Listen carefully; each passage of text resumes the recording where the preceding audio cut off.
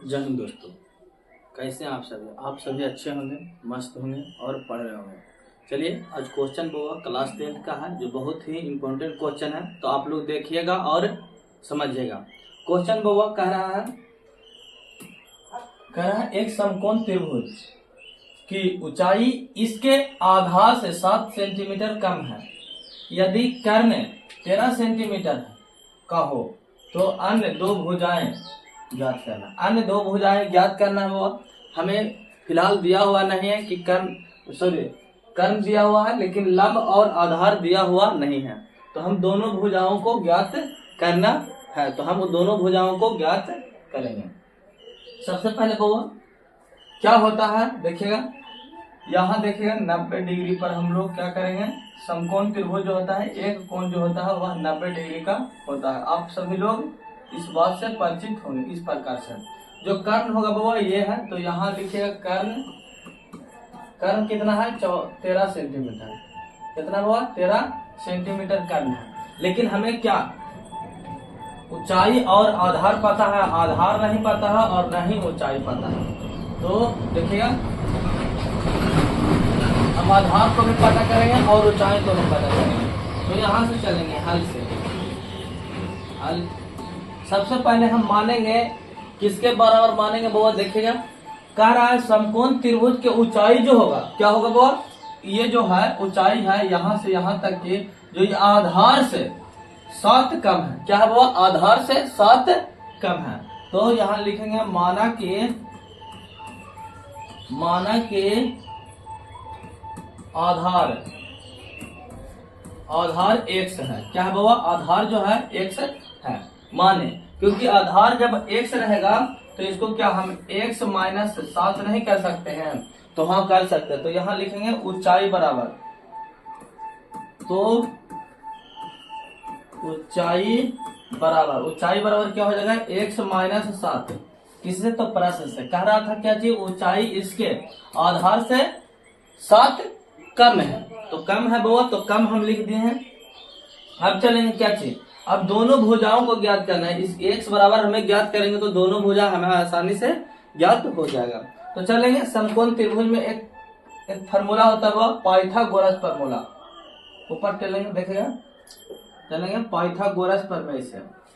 प्रमेय से चलिए, यहाँ देखिएगा पाइथागोरस प्रमेय से। तो पाइथागोरस प्रमेय से नहीं चलेंगे तो नहीं बनेगा, क्योंकि क्या हम लोग जानते हैं, क्या जानते हैं बाबा, तो हम लोग जानते हैं कर्ण स्क्वायर बराबर लंब स्क्वायर प्लस आधार स्क्वायर से। तो हम इसी से चलेंगे बाबा, दोनों से। ये जो होता है पाइथागोरस प्रमेय में एक फार्मूला है बाबा, इसी से हम लोग इस क्वेश्चन को सोल्व करेंगे। क्योंकि हमें सारी भुजाएं ज्ञात करना है बाबा, दो भुजाएं ज्ञात करना है, सारी भुजाएं दिया हुआ है। तो हम यहाँ चलेंगे और लिखेंगे। तो कर्ण क्या है वो 13 है, तो 13 के स्क्वायर कर देंगे बराबर देंगे। फिर इसके बाद क्या है, तो इसके बाद है लंब। क्या है वो, लंब है। तो लंब कितना है, तो 7 x माइनस 7 के स्क्वायर करेंगे, प्लस में करेंगे x के स्क्वायर कर देंगे। अब इसको हल करते हैं, 13 के स्क्वायर करेंगे तो कितना हो जाएगा 159 बराबर हो जाएगा। यहाँ चलेंगे तो a प्लस बी के होल स्क्वायर होगा। इसको ये मानिए, इसको भी मानिए। ये वाला चीज आप लोग को आता होगा, ये समझाने का बात ना है बाबा। बस फिर प्लस देंगे बाबा, माइनस फिर प्लस देंगे 49 माइनस देंगे 7 दूनी 14 x। इस प्रकार से होगा, प्लस करेंगे क्योंकि हम लोग फार्मूला जानते हैं a माइनस b का होता है क्या चीज, a square plus b square minus 2ab। तो 2 की जगह क्या 2a 7 दूना 14 हुआ, और a की जगह क्या है x है, तो 2 14x हो गया बाबा। और यहाँ चलेंगे तो x स्क्वायर है, यहाँ 49 तो कर ही दिए बी स्क्वायर। फिर अब यहाँ चलेंगे, इसमें चलेंगे तो x स्क्वायर है, तो हम x स्क्वायर को ही रहने देते हैं। इस फार्मूला से आप लोग इसका बनाइएगा। अब यहाँ देखिएगा, इसको हम लोग सोल्व करेंगे। यहाँ एक्स स्क्वायर है वो, यहाँ भी एक्स स्क्वायर है, तो हम क्या करेंगे, इस 159 को बराबर के ई पट्टी लेके आते हैं। किधर वो बराबर के ई पट्टी लेकर आते हैं, तब होगा। तो चलेंगे देखते हैं। तो x square plus 49 minus 14x plus x square minus 169 हुआ। यहाँ भी एक्स स्क्वायर है, यहाँ भी एक्स स्क्वायर है, तो यहाँ क्या हो जाएगा 2x स्क्वायर हो जाएगा, प्लस में हो जाएगा वो, माइनस में होगा, क्या होगा वो, माइनस कीजिए। तो यहाँ 14x है, तो यहाँ भी 14x हो जाएगा। यहाँ चलेंगे तो यहाँ जब हम घटाएंगे तो माइनस में हो जाएगा, ये भी माइनस में ही होगा बुआ, याद रखिएगा, -14 होगा। यहाँ चलेंगे तो माइनस में 120 हो जाएगा। जब घटाइएगा तो बराबर 0 कर दीजिए।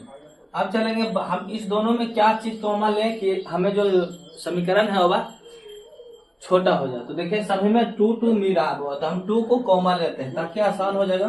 तो 2 को कॉमन लेते हैं, तो 2 लेंगे तो इधर हो जाएगा एक्स स्क्वायर माइनस 7x होगा, फिर माइनस हो जाएगा कितना 120, सॉरी 60 बराबर 0 होगा।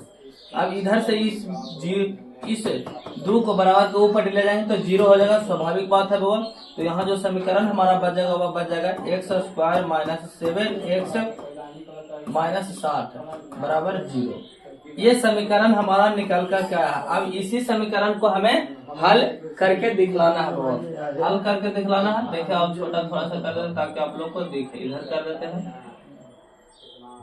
अब यहाँ से चलेंगे, इधर चलेंगे वो, एक्स स्क्वायर है माइनस 7x है माइनस 60 है बराबर 0। तो अब इसको हम गुणनखंड निकालेंगे वो, क्या निकालेंगे वो, गुणनखंड निकाल के हम देखेंगे और इसको बनाएंगे।